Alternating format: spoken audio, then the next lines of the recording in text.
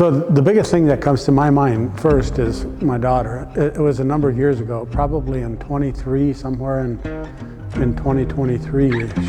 She said, "Dad, I'd like to go with you on a big hunt."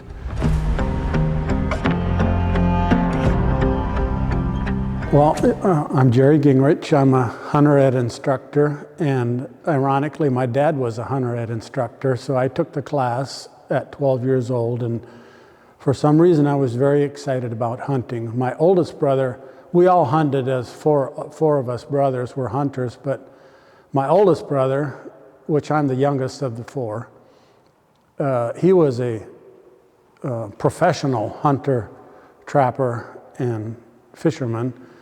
And I learned a lot from him. She said, "Dad, I'd like to go with you on a big hunt."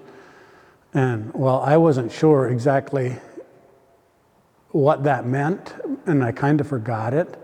But then later, probably a year later, 24 more or less, she said, "You know, Dad, I remember I said I'd like to go with you on a big hunt." And so I didn't forget it that time. I had an opportunity to sign up for this goat hunt, and I put two and two together, and I called her or texted her and told her, "Hey, how about doing a fall goat hunt? Would you be interested?" And so she said, "Yeah, why not?" What drove you past just getting the meat for this hunt? Well, the camaraderie, time spending with my daughter, that was, and enjoying the outdoors. I really love the outdoors. It's just something about the outdoors that I enjoy, and especially when you can share that with a family member or a close friend. You know, there's a bonding that takes place. I was never a guy that just was satisfied with mediocre. I wanted to go above and beyond the norm, the status quo, you know, and out of the box. And so my dream is to conquer, you know, to fill more of those big game exotic hunts, or not exotic perhaps, but unique hunts, yeah.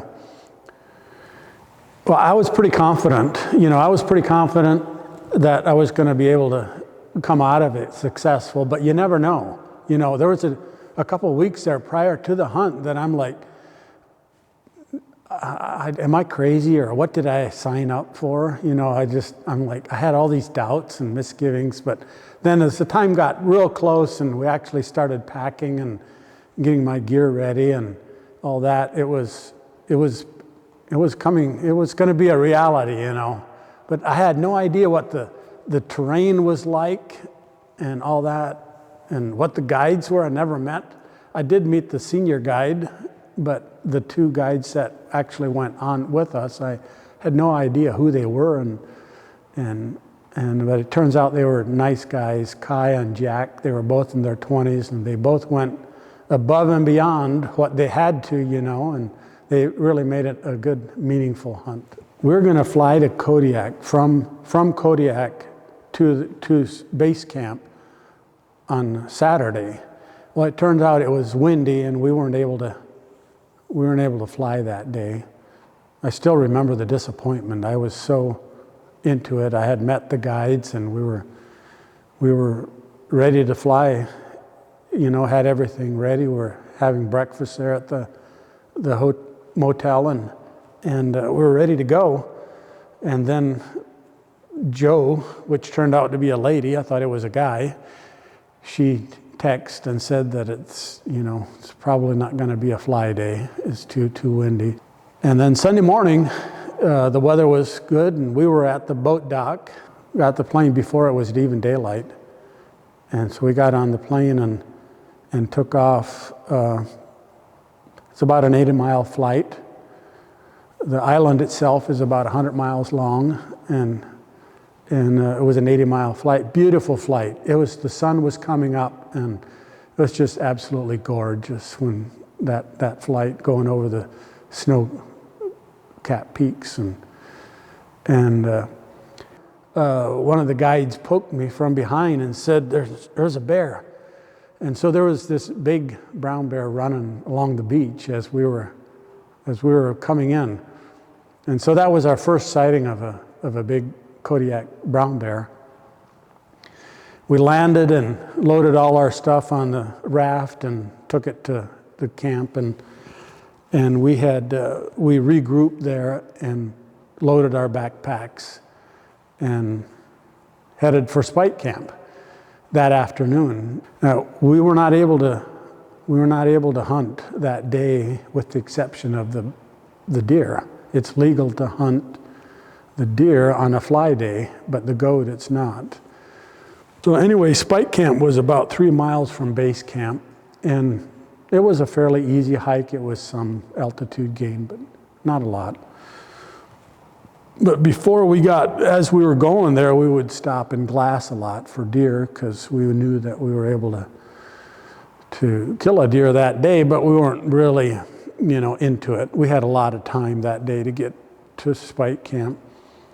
But we were probably 2/3 of the way there. We looked up, and there was a sow and 2 cubs up on a peak, and that was pretty interesting, It's only about a mile away. They never saw us, but we were in plain sight. And so that was interesting. And there's no trees on where we were hunting. South Kodiak, where we were, there was no trees. I was shocked. You could see for miles. And so the goats were not where they typically find them, but still they were in that area. So we went on and got set up at Spike Camp, and we weren't there very long. We saw another sow and 3 cubs, and that one was even closer than the goats. So that one's probably also a mile away. I forget, maybe a mile and a half. But anyway, we watched the goats from Spike Camp until it got dark, and that night was, of course, a lot of anticipation and looking forward to the next day. And so the next morning, which was Monday morning, we got up, and the goats were still there. They were moved. And so we got up and walked right up the drainage towards them, plain sight. We were in the shade. We had the sun to our right and the mountain on our right. We were in the shade, but we walked right up in plain sight of those goats. We were getting close. That's when the climbing started. Going up the first drainage was not that hard, but when we went left up into the started gaining some altitude, that's when I fell behind. And but it wasn't too long. I noticed that Charity's kind of falling behind too, and she was she's wasn't used to mountains, but I noticed she was falling behind, and I caught up with her, and finally, and she said her face was red, and she was puffing pretty good, I noticed, and at one point she said, "You better not miss." So I'm like, okay, I get the message. You're tired. She didn't want to do this again. Finally got up to where we were about 320 yards, and that's about as close as we could get to them. We were able to peep over and watch them with the scopes. And so I got in position and dialed my scope into 320 yards, and I felt very confident. I knew that this was not going to be an easy shot, but still I was fairly confident. And so they laid down. The goats laid down. The billy laid down. There was about probably 20 of them at that point. And there was a hot nanny, and he was laying right kind of behind her. And his head was kind of over her rump, though I couldn't shoot. It was too dangerous the nanny was too close. So I got in position and just waited. We probably waited 10 minutes, more or less. And then she got up instead of him, and that actually cleared the shot, so where his vitals were exposed. And I asked the guy, "Can I shoot?" He says, "Yeah, if you feel ready." And so I got very comfortable and touched off and ended up spining him. The shot was a little bit too high, so of course wanted to get him expired as soon as possible, and I was a couple times just ready to pull the trigger again, and he went behind a rock, and then after the rock, he got out, and I was again ready to pull the trigger, and he started rolling. And fortunately, it wasn't rocky. It was, grass and so forth. But that's when I got excited. That's when I got shaky, and I got set up to shoot again. He stopped, and I missed him twice. Twice I missed him, and then I realized, you know what, I need to calm down and just take my time. And the third round is when I hit him, and he went down. But we got down to him and realized that he's still not dead. He must be a tough old bugger. And we got down to him and had to give him another round, and that finished him off. But yeah, that was a relief. That was a tremendous relief. We ended up setting up, taking pictures, of course, and we skinned him and butchered him, and I was able to pack out the hide and the head, and it was just a really relaxed, wonderful day. It's just such a feeling of accomplishment. The hunt is more than the kill, but that was still the big part of it, was to be able to actually do what you went to do, and with the whole experience of a beautiful day. And so we packed it out, and we got back to Spike Camp probably 3 p.m. or so, 2:30 or 3, and had lunch and regrouped, and we thought, you know what, how about we go up to this ridge behind camp and kind of in the opposite direction and see if we can't spot a deer. We were probably 20 minutes up there, and we spotted this nice black-tailed deer. He was coming at us. We had the doe down below us to the right, and he was coming from the distance, and the wind was blowing, and I think she was a hot doe, and he kept moving in towards her. He had her in his focus. So I was set up to shoot him at 200 plus yards, but he just kept coming and coming. So I waited, and he got down below us, and I had to shoot that one left-handed because of the hill. The hill was this way, and for me to get right-handed and shoot downhill, it just didn't work. I had a terrible time getting set up, but when I got set up left-handed, it worked out really good. He kept coming in, and all of a sudden, he heard us or something, and he picked up his head and looked right at us, and I decided, now's the time, now or maybe not at all, who knows. So he looked at us, and I let him have it, and he just dropped. At that point, he was only 100 yards away. First day, Monday, filled both tags. Beautiful day. It was just an amazing, amazing experience. It ended up being a 3x4 blacktail, not counting the brow tines, which is a fairly decent blacktail. The plan, at that point, we revised the plan to go back to base camp, pack everything back to base camp. And we got back there around lunchtime to base camp. And here's another interesting story. We shared camp with another hunter, and was after a bear, a big, he ended up getting a big one. And Charity actually heard the shot. It was right close to the time, within an hour of when I killed my Billy. And that thing rolled and ended up in a crevice, upside down, and the 3 guys could not pull him out. He was it was over a 10.5-foot bear. And so they left him.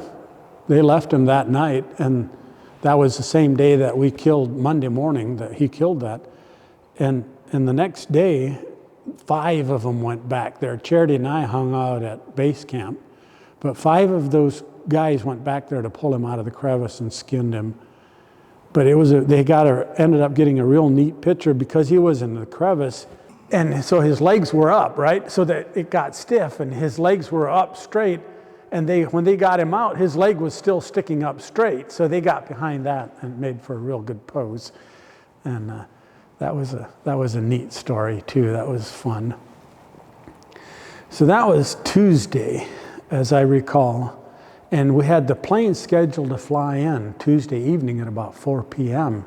to take out the bear hide and Charity and myself and the goat and the deer and all that back to Kodiak.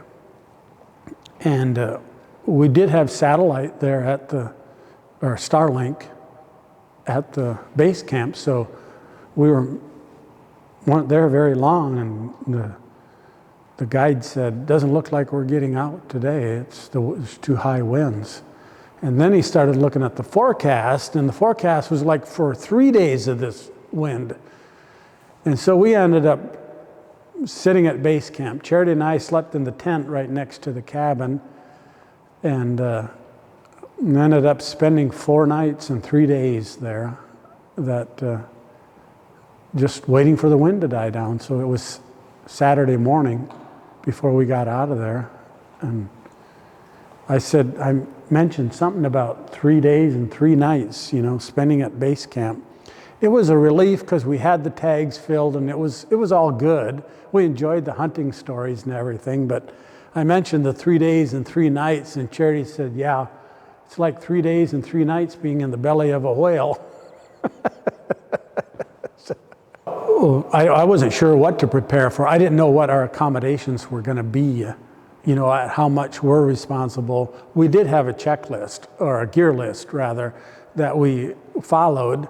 And so the temperatures, I did look at the forecast, up there and what the temperatures were going to be. And I was fairly prepared, but I probably didn't really allow enough clothing for Charity. She got colder quicker than I did. I got a couple years ago, I bought this 300 Browning PRC with shooting 212 grain bullets with this hunt in mind. I know it's a little big for a goat perhaps, but when you're out there, you want to be prepared for anything.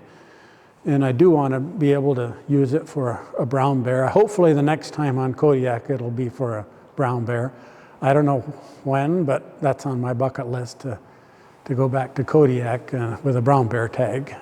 So I got home, and we were still in hunting season here in Montana, and didn't have all my gear, but fortunately I had enough gear with what I had at home that I was able to hunt here, and ended up filling my elk tag here in Montana, and later cow tag as well, locally. So that was fun. Had a very successful year. 2 elk, and also filled a small whitetail deer. So yeah, 2 elk, 2 deer, and a goat. Made for a pretty good year. So I did, yeah. It was, her and I made a trip to the Middle East a couple years ago, and that was bonding, of course, and then spending time with her, and she's also an out of the box thinker, and she's up to challenges.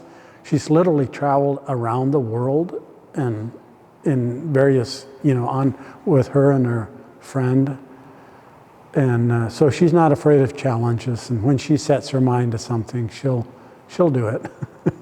Might take her longer than she expected, but she's very goal-oriented and thinks a lot like I do.